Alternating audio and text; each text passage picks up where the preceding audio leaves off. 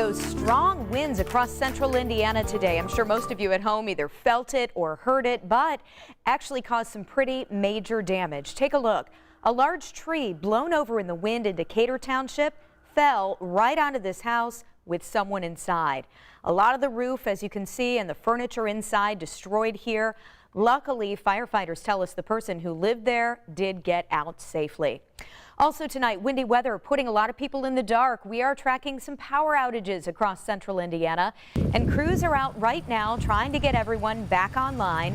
IPL tonight is reporting around 4,000 customers without power, and Duke Energy has about 2,000 outages right now.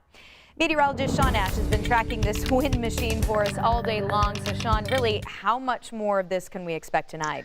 Well, it's not as bad as it was, Okay. but man, it was pretty bad. We knew going into the weekend we were going to be dealing with this, but nonetheless, very impressive. Let me show you some of these peak gusts here, Jenny.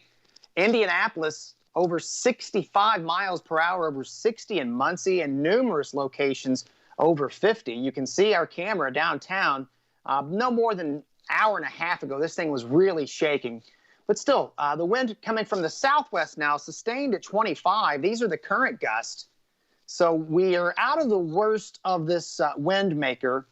We even had a few showers that have passed by. In the center of that wind machine is up over southern Canada. So that's going to be moving away from us. And as that happens tonight and very early tomorrow, the wind will calm down. What's going to happen tomorrow, however, we're going to have a pretty sunny day.